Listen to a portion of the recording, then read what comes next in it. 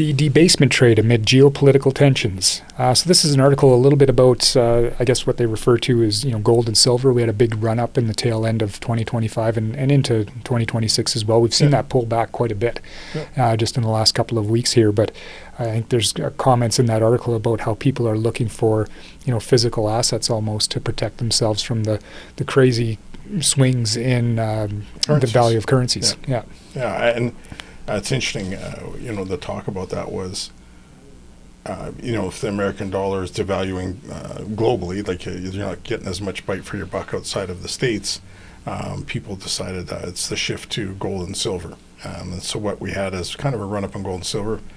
You factor in Bitcoin, we had a reduction in Bitcoin. So there was some debate whether some of the Bitcoin investors had rolled to gold and silver, or was it just the fact we had a lot of people who were worried about the currency and rolled up from other investments to gold and silver. And it's planed off a bit here in the first quarter. It's not as it's kind of drifting a little bit sideways, up and down. It's kind of seemed to max out, but the feverish pitch of it back in January was quite extreme. So we'll see how that kind of moves forward. Talk about central banks, like a lot of them.